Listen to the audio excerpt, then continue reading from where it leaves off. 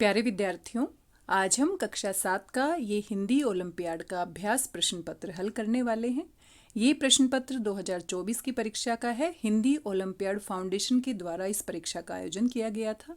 आज के इस वीडियो में इस पूरे प्रश्न पत्र को हल करेंगे और समझेंगे किस तरीके से प्रश्न पूछे जाते हैं। इस प्रश्न पत्र को हल करने से पहले आइए हिंदी ओलंपियाड फाउंडेशन के विषय में कुछ महत्वपूर्ण जानकारी प्राप्त कर लेते हैं। नमस्ते प्यारे विद्यार्थियों, कैसे हैं आप सभी। आज से हम हल करने वाले हैं हिंदी ओलंपियाड फाउंडेशन के द्वारा 2024 में आयोजित करवाई गई हिंदी ओलंपियाड की परीक्षाओं के प्रश्न पत्र। जी हाँ प्यारे बच्चों, कक्षा 1 से कक्षा 10वीं के ये जो प्रश्न पत्र हैं हिंदी ओलंपियाड फाउंडेशन के द्वारा हमें ईमेल पर उपलब्ध करवाए गए हैं। तो सबसे पहले हिंदी ओलंपियाड फाउंडेशन का हम धन्यवाद देना चाहते हैं कि उन्होंने ये प्रश्न पत्र हमें उपलब्ध करवाए ताकि हम सबकी मदद हो सके। आप इन प्रश्न पत्रों की सहायता से अभ्यास कर सकते हैं और 2025 में जो परीक्षाएं आयोजित होने वाली हैं उसके लिए तैयारी कर सकते हैं। प्यारे बच्चों, हिंदी ओलंपियाड फाउंडेशन की वेबसाइट आप यहाँ पर देख सकते हैं। प्यारे बच्चों, हिंदी ओलंपियाड फाउंडेशन हिंदी भाषा के प्रचार प्रसार के लिए महत्वपूर्ण योगदान दे रहा है। हिंदी ओलंपियाड फाउंडेशन की तरफ से हर साल कक्षा 1 से कक्षा 10 के लिए अंतर्राष्ट्रीय स्तर पर हिंदी ओलंपियाड की परीक्षाओं का आयोजन करवाया जाता है।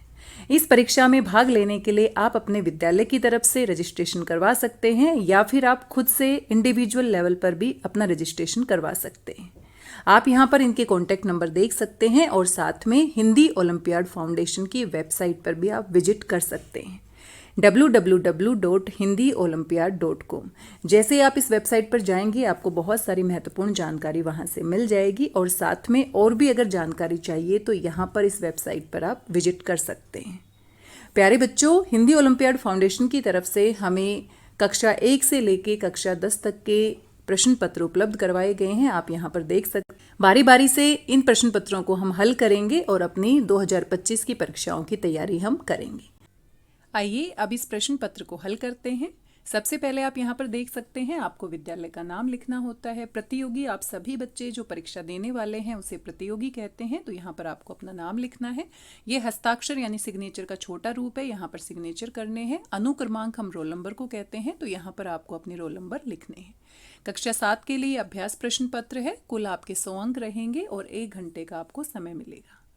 आइए इस प्रश्न पत्र को हल करने से पहले यहाँ पर कुछ निर्देश दिए गए हैं, इनको भी ध्यान से पढ़ लेते हैं ताकि प्रश्न को हल करते समय हमें किसी प्रकार की समस्या का सामना न करना पड़े। सभी प्रश्नों को ध्यानपूर्वक पढ़कर सही विकल्प का आपको गोला भरना है। हर एक प्रश्न के सही उत्तर के लिए आपको 2 अंक मिलेंगे। कुल आपके 100 अंक है, यानी कि कुल आपके 50 प्रश्न पूछे जाएंगे और हर एक सही उत्तर के लिए 2 अंक, यानी कि कुल आपके कितने अंक हो जाते हैं? 100 अंक। किसी प्रश्न में कोई भी गोला नहीं भरने पर ना तो अंक दिए जाएंगे ना काटे जाएंगे, क्योंकि क्वेश्चन आपने अटेम्प्ट किया ही नहीं है। एक से अधिक गोला भरने पर या गलत उत्तर देने पर नेगेटिव मार्किंग है। तो ये बात आपको विशेष रूप से ध्यान रखनी है कि एक प्रश्न अगर गलत करते हैं या गलत गोला भर देते हैं तो 1 नंबर आपका कट जाएगा। सभी प्रश्नों के उत्तर केवल OMR शीट में आपको भरने हैं, क्योंकि ये प्रश्न पत्र है। इसके अलावा आपको अलग से OMR शीट दी जाएगी। OMR शीट ही आपकी चेक होती है, तो वहाँ पर आपको सही गोला भरना है। आइए ये सारी जानकारी प्राप्त करने के बाद इन प्रश्नों को हम देखते हैं किस तरीके से पूछे गए हैं। आप अपनी हिंदी व्याकरण की पुस्तक से तैयारी कर सकते हैं। हिंदी व्याकरण में सभी टॉपिक्स दिए हुए होते हैं, आप उनको ध्यान से पढ़िए, समझिए और उसके बाद इस प्रश्न पत्र को हल करेंगे तो आपको कोई भी प्रॉब्लम नहीं होगी। सबसे पहला प्रश्न आप यहाँ पर देख सकते हैं, व्यंजन के कितने भेद होते हैं? तो व्यंजन के मुख्य रूप से 3 भेद होते हैं। स्पर्श व्यंजन होते हैं। किसी भी व्याकरण की पुस्तक में प्यारे बच्चों अगर आप देखेंगे तो ये सारी जानकारी मिल जाएगी। सबसे पहले आपके स्पर्श व्यंजन होते हैं जो 25 होते हैं। क से लेकर म तक ये आपके 25 होते हैं। उसके बाद आपके अंतस्थ व्यंजन होते हैं। किसी भी व्याकरण की पुस्तक को आप खोलकर देखेंगे तो वहाँ पर वर्णमाला वाले चैप्टर में स्वर और व्यंजन विस्तार से दिए हुए होते हैं। ये आपके होते हैं 4 होते हैं, य, र, ल और व। इसके बाद आपके ऊष्म व्यंजन होते हैं और ऊष्म व्यंजन भी आपके 4 होते हैं। ऊष्म व्यंजन में आपके आते हैं श, स, श और ह। तो व्यंजन के मुख्य रूप से कितने भेद होते हैं? 3 भेद होते हैं। किताब का सही वर्ण विच्छेद। प्यारे बच्चों, हिंदी ओलंपियाड की परीक्षा में बार बार ये प्रश्न पूछे जाते हैं वर्ण विच्छेद से, जो छोटी कक्षाओं में भी पूछे जाते हैं। तो किताब में आप देखिए किस तरीके से वर्ण विच्छेद आप करेंगे, बचपन में आप सीखते हैं। तो क और क के ऊपर जो मात्रा लगी है किसकी मात्रा है, छोटी ई की मात्रा है। त के ऊपर आ की मात्रा है, और फिर ब, और जहां पर कोई मात्रा नहीं होती उसके साथ कौन सी मात्रा होती है, अ। क्योंकि अ की अपने आप में कोई मात्रा नहीं होती, लेकिन सभी व्यंजन के साथ इसको मिलाकर बोला जाता है। तो यहाँ पर आप देख लीजिए सबसे सही कहाँ पर दिया गया है, क छोटी त अ ब अ, पहले विकल्प में सही दिया गया है। आगे है वेद और अंत कौन सी संधि का उदाहरण है। तो कक्षा 6 से लेके कक्षा 10 तक के विद्यार्थी संधि और समास अच्छे से पढ़ लें, क्योंकि संधि और समास से प्रश्न पूछे जाते हैं हिंदी ओलंपियाड की परीक्षा में। तो वेद और अंत इन दोनों को मिलाकर हमारा बनेगा वेदांत, और यहाँ पर आ की मात्रा में परिवर्तन हुआ है। तो ये स्वर संधि के 5 भेद होते हैं, और 5 भेद में से दीर्घ स्वर यानी कि आ की मात्रा में अगर परिवर्तन होता है, बड़ी ई की मात्रा में परिवर्तन होता है, या बड़े ऊ की मात्रा में परिवर्तन होता है, तो वहाँ पर दीर्घ संधि होती है। एक बार आप अच्छे से इसे पढ़ लेंगे टॉपिक को, तो फिर आपको दिक्कत नहीं होगी। उन्नति का विलोम शब्द है। तो उन्नति होता है आगे की ओर बढ़ना, उन्नति का अर्थ होता है आगे की ओर बढ़ना और पीछे की ओर जाना, यानी अवनति। दूसरा विकल्प सही है। जिसमें बल न हो के लिए एक शब्द है। तो जिसमें बल नहीं होता वो क्या होता है, निर्बल होता है। तो यहाँ पर आपका कौन सा विकल्प सही होगा, यहाँ पर आपका तीसरा विकल्प सही होगा। जो डरता है उसे डरपोक कहते हैं, और जिसमें बल होता है उसे बलवान कहते हैं। कांटा और काटा। कांटा क्या होता है, शूल होता है जो चुभने वाला होता है, और काटा मतलब काटना। तो यहाँ पर सही विकल्प क्या दिया गया है, कांटा यानी कि शूल, और काटा यानी कि काटना। दुर्जन शब्द में कौन सा उपसर्ग है। तो दुर्जन में आप ध्यान से देखिए, दू और आधा र, तो दुर आपका क्या है, उपसर्ग है। तो ये विकल्प सही है, यहाँ कंफ्यूज नहीं होना। यहाँ पर पूरा र दिया गया है, लेकिन ये जो आपका ऊपर रेफ वाला र होता है वो आधा होता है। इकेरा शब्द में प्रत्यय बताइए। तो उपसर्ग और प्रत्यय से भी प्रश्न पूछे जाते हैं, ये टॉपिक भी आप अच्छे से कर लीजिएगा। इकेरा में हरा आपका क्या है, इक यानी एक, और हरा यानी कि प्रत्यय। द्विगु समास का सही उदाहरण है। तो द्विगु समास में पहला पद संख्यावाची होता है। सतसई क्या होता है, 700 सईयों का दोहों का समाहार। बिहारी जी की पुस्तक है ये। तो यहाँ पर क्या है आपका द्विगु समास। चंद्रमुख, चंद्र रूपी मुख, ये आपका कर्मधारय हो जाएगा। और गजानन, गज के समान आनन है जिसका बहुव्रीहि। तेलिन का सही पुल्लिंग बताइए। तो तेली और तेली की पत्नी को क्या कहते हैं, तेलिन। दीक्षा विद्यालय से प्रतिदिन घर आती है। वाक्य का काल बताइए। घर आती है यानी कि वर्तमान काल में बात हो रही है।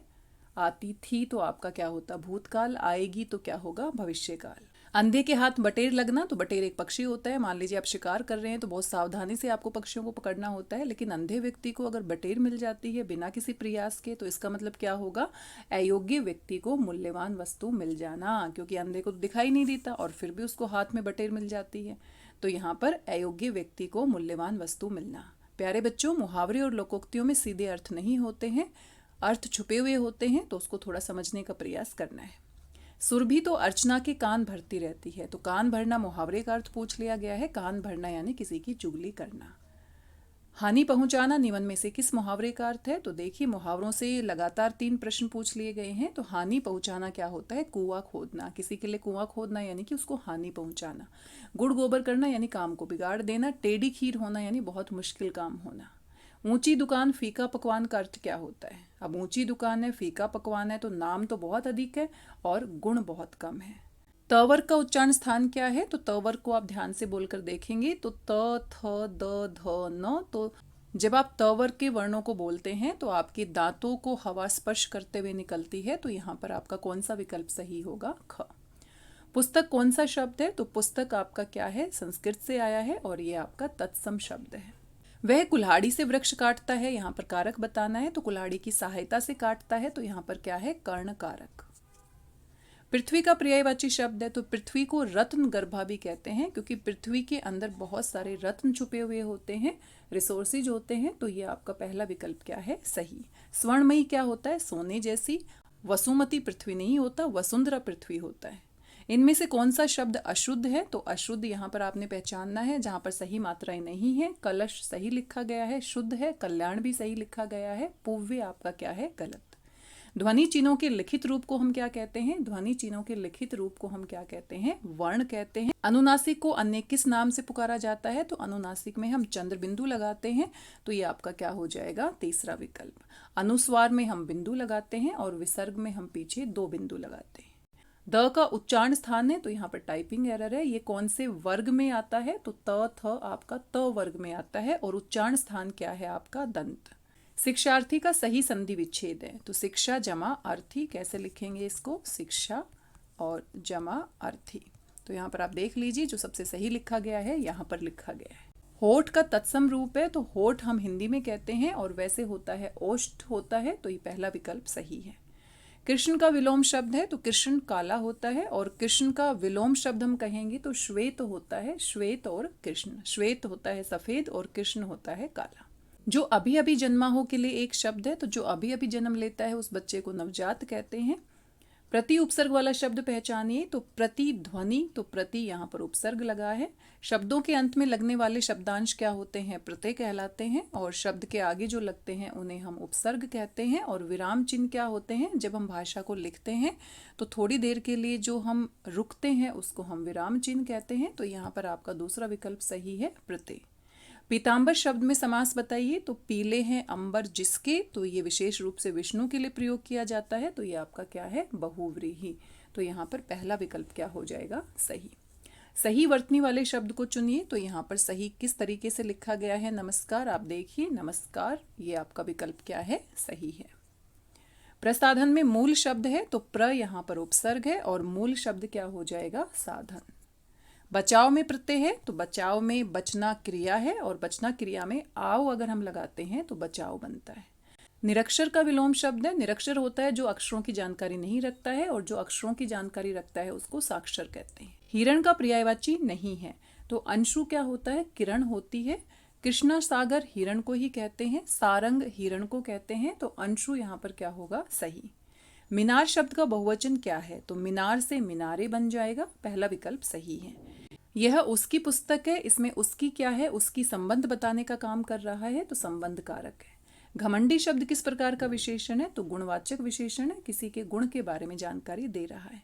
अर्थ के आधार पर वाक्य के कितने भेद होते हैं? तो अर्थ के आधार पर वाक्य के 8 भेद होते हैं। निम्न में से विवरण चिन्ह क्या होता है? विवरण चिन्ह जब हम किसी शब्द के बारे में, किसी परिभाषा के बारे में विस्तार से बताते हैं तो इस तरीके से हम विवरण चिन्ह लगाते हैं। प्यारे बच्चों, ये कुल 40 प्रश्न हैं। कक्षा 6 से कक्षा 10 तक के जो प्रश्न पत्र हैं उसमें आपके 10 प्रश्न अतिरिक्त दिए हुए होते हैं, जिसमें एक अपठित काव्यांश आता है और एक अपठित गद्यांश आता है। दोनों से 5-5 प्रश्न पूछे जाते हैं, इसलिए कक्षा 6 से कक्षा 10 के विद्यार्थियों के लिए हिंदी ओलंपियाड की परीक्षा में कुल 50 प्रश्न पूछे जाते हैं। तो यहाँ पर आप देखिए ये काव्यांश है, ये ऑन द स्पॉट ही आपको पढ़कर समझना पड़ेगा, क्योंकि पहले से कहाँ से आएगा इसके बारे में जानकारी नहीं होती है। तो यहाँ पर रहीम जी के दोहे दिए गए हैं, इनको आप पढ़कर समझने का प्रयास कीजिए। रहीमन वे नर मर चुके जो कहूँ मांगन जाही, उनते पहले वे मुए जिन मुख निकसत नाही।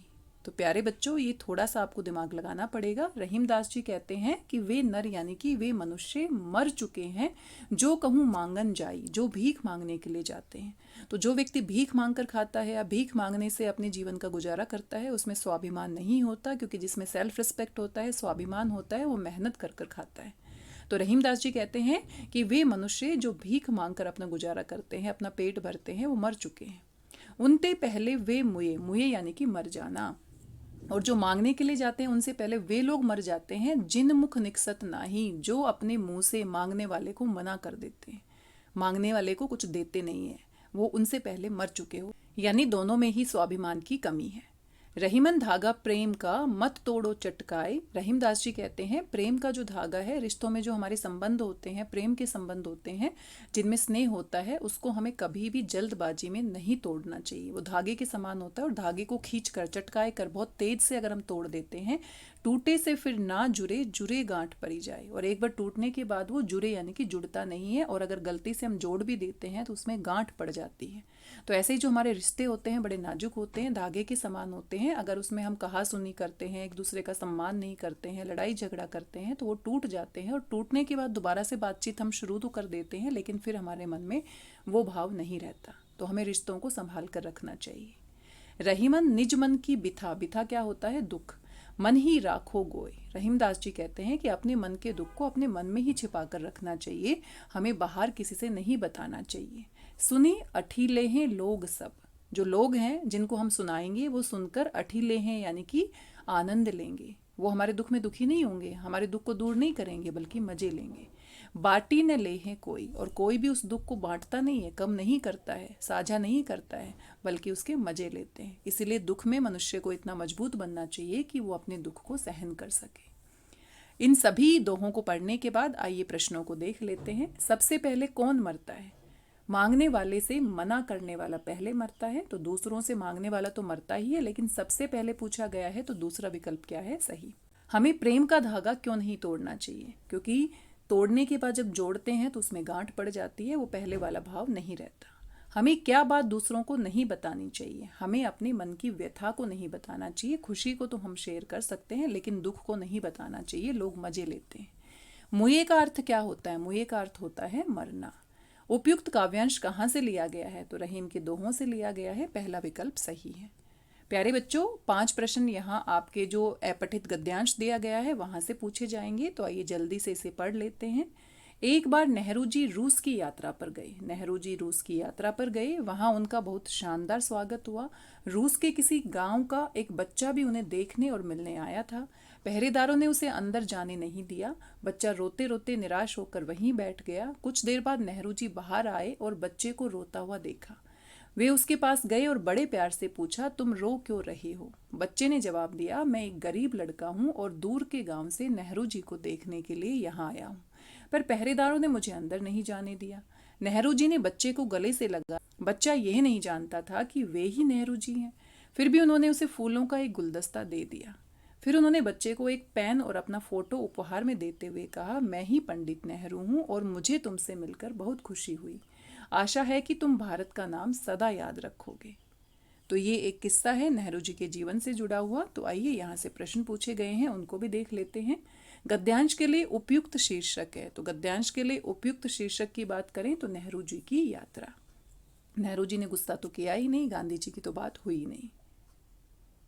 नेहरू जी किस देश की यात्रा पर गए थे? तो रूस की यात्रा पर गए। नेहरू जी ने बच्चे को उपहार में क्या दिया? एक पेन और अपना फोटो दिया। मुझे तुमसे मिलकर बहुत खुशी हुई, तो ये किसने किससे कहा? तो पंडित नेहरू ने बच्चे से कहा। थोड़ा सा ध्यान से अगर हम गद्यांश को पढ़ लेते हैं तो सभी प्रश्न बड़े आसानी से आप हल कर सकते हैं। सफर का समानार्थी शब्द क्या होता है? यात्रा होता है। तो प्यारे बच्चों, ये कुल 50 प्रश्न थे। अच्छे से पढ़ने से आप सभी प्रश्नों को बड़े आराम से हल कर सकते हैं और पूरे के पूरे अंक ले सकते हैं। इस परीक्षा में अगर आप भाग लेने वाले हैं तो हिंदी व्याकरण की पुस्तक से आप तैयारी कर सकते हैं। हिंदी व्याकरण की पुस्तक से तैयारी करने के बाद इन प्रश्न पत्रों को आप हल करेंगे तो बहुत ही आसान लगेंगे। आपकी परीक्षाओं के लिए बहुत बहुत शुभकामनाएं। मिलते हैं किसी नए वीडियो में। तब तक स्वस्थ रहिए, व्यस्त रहिए, मस्त रहिए और खुश होकर अभ्यास करते रहिए। धन्यवाद, बहुत बहुत धन्यवाद।